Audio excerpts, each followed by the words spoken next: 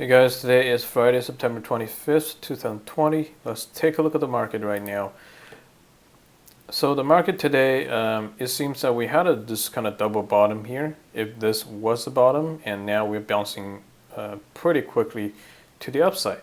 And I just want to point out that similar things has happened in the past, and then we start dipping down even further. But there are other scenarios where this wasn't the case. For example, let me see.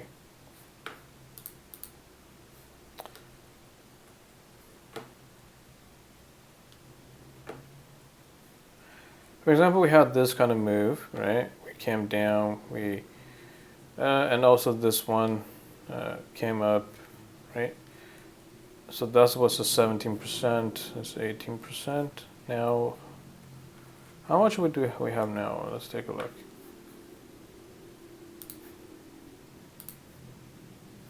We're only at 14%, so I would be looking at maybe dips even further down, break the 10,000 to do a safe shakeout. But it's really hard to say whether the market's going to turn down again at this point. But we have to see next week if this was face a resistance, and then we roll over and come down again. I'm looking for a shakeout, below the 10,000 mark, just to kind of scare away a lot of investors, and then also attract more buyers. So a 19% retracement would be something preferable. But the thing is, I can't just hope for the market to get to a certain point, right? Because in the past, there are scenarios where the correction is more mild. For example, this one.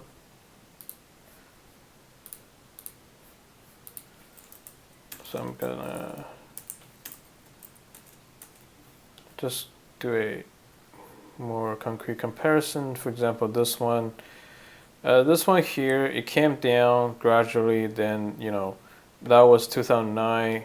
Just after a huge crash, the first correction was much more mild. If you look at this in 2009, it was only 16%, similar magnitude, and you can see that the pattern, the market structure is very similar, right?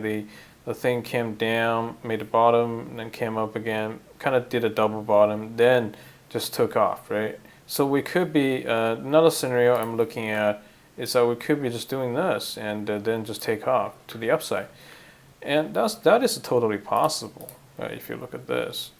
So I'm just gonna put that into the same time frame. How about I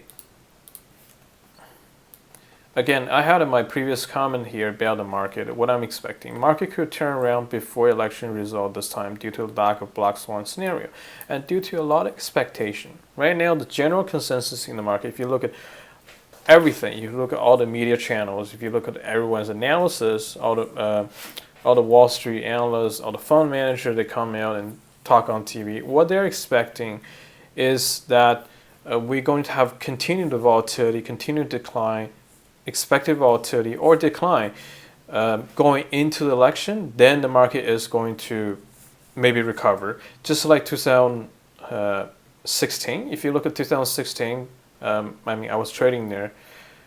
The market was declining or going flat since September, and eventually it broke down in November, and then it kind of recovered afterwards, right? So it was a flat market.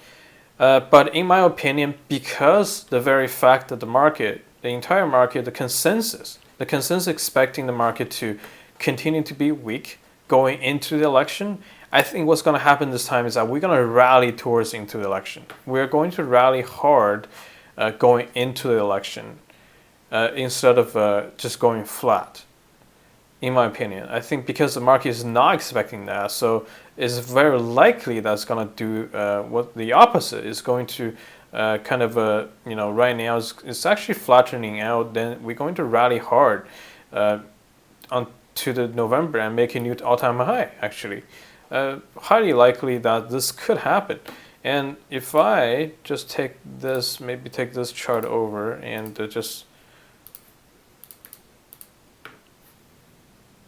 okay, I can't really copy this. I'm gonna use a different chart.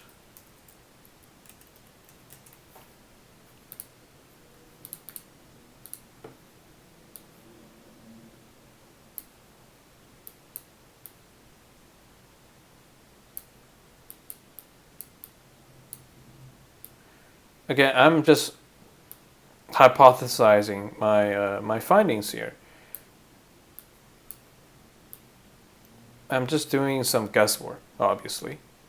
This might not turn out to be true, but I'm expecting, maybe we're going to kind of bounce like this back in 2009, 2010, right? We had a minor correction. Well, that's not really a minor correction. 16% correction in Nasdaq is considered to be minor, right? And then we keep going forward. So if you look at this, another thing you want to put into perspective is that the Nasdaq only corrected 31% during the COVID, right? Now we have corrected, 14%, which is almost half of that, and I think that is a pretty big correction even compared to the COVID, right? You got to put that into perspective, and maybe we're gonna dip another thing down to make it like a 15% correction or a 16% correction, but even COVID couldn't bring this down to more than 30%. And so even if we go down to 17%, we're not that far from that level, right? That only can last a couple of days. So I would say at this current level, even getting into NASDAQ, if you're buying into NASDAQ, that your risk is not that high, to be honest, if you're buying at this level, especially for certain stocks in NASDAQ that has been beaten down by a lot more than the index. It has underperforming index. Some of these stocks could present as a lot of value given the current situation, given the current market consensus, right? Okay, I didn't prepare too much about this video. I just want to talk about what I'm thinking right now. And so we could be, we had a huge rally in 2009 after a tremendous correction, a huge event, the implosion of the financial system in the United States, right? We had a housing crash in 2008, and we came up just like that right now. And this was a, what kind of move is this? Let me see from the bottom. This was a 100% move, right, from the bottom. And today we had almost 87% move, and we had a 17%, 14% correction right now. That looks to me is a good magnitude to have, right, compared to this one. And I do not see any reason that we are not approaching to a level that is close to the bottom, and we are going to probably make a new all-time high in a few months. And I think that's going to happen. And if you look at this chart, by just copying over the price pattern, I'm looking at all-time high even before the election. That is kind of interesting. That if you watch the media right now, if you watch the CNBC or Fox News, all the financial channels, nobody is expecting the market to turn positive or turn to all-time high before the election. Okay, so let's take a look at the performance in the previous election years. For example, 2012. Let's take a look at 2012 November. What happened there? So September 2012, then it started going down. You can see that here, and then it stopped right after the election. Right after the election, November 12th, it started recovering. But today is kind of different. The downward move was 13%. There we go. It's actually lower than today's move. And so we already have corrected the same amount during the election time in 2012. And let's see about 2008 election. 2008 election, this was during a special time where the September, November, that was just due to financial market implosion. So it doesn't really have, we can't really see the effect of the election in 2008 due to, due to the implosion of the financial system. So let's take a look at, I'm just going to grab NDX here. 2012, let's see, 2008, and then we can look at 2004 election. 2004 election is let me see. You can see that 2004 election is interesting. There was an interim election. I don't even remember what happened in 2004 election.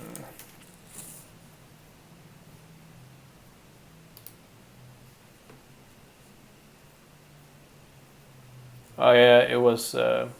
Yeah, got it. Yeah, John Kerry. He was pretty weak, to be honest. It's kind of similar to today. Kerry is a weak candidate back in 2004. That's why I don't really remember that. And what happened was, I think today Joe Biden kind of mirrors John Kerry. He is, in my opinion, a pretty weak candidate. He's, I would say he's on the same level as Hillary. So I don't expect the election result to be Joe Biden winning election, but things could be different. There's always a chance for someone to win, right? For someone to win.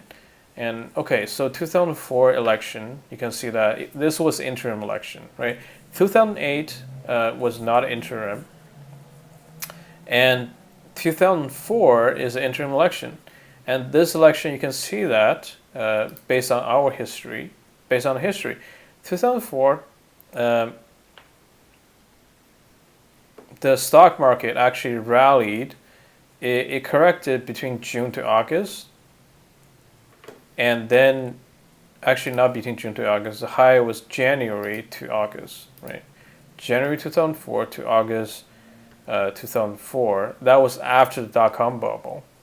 And so let's take a look at SPY to see maybe a more clear picture, because NASDAQ back in the day was really, really weak due to the crash in the dot-com. So it's not a good indicator of the overall market. So 2004 from February, well, for S&P it's the same thing. It was a correction. It was a horizontal correction. It was a correction through time for only 8%. You can see the market zigzag since March to August. Oh man, this is very, very different. March to August, the market literally zigzag, and that's very different from today, right? Today, March to August, we basically had a huge rally, and March to August it was zigzagged by only 8%. It was correction through time. It did nothing. Then August to September, October, November. You can see that here, October 26th. Even before the election result came out, November 3rd, 4th, I think November came out, the market started making all-time high. So I think that we are going to have this kind of scenario where even before the election, we are going to hit all-time high, or we're going to hit all-time high right after the election. But the market is going to turn to the upside. And if we take this chart over, you can see that this is actually a very similar pattern to this pattern I copied over, right? It kind of corrected downwards, had a bottom here, and then went all-time high, right?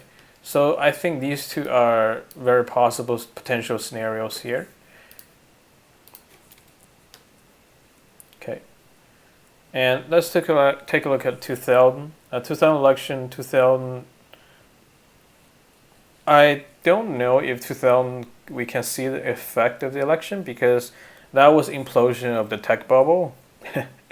It seems that every single term, the end of the 8-year term, there's always a bubble like bursting. So I would say maybe this market is gonna burst in 2024, right, at the end of the next term.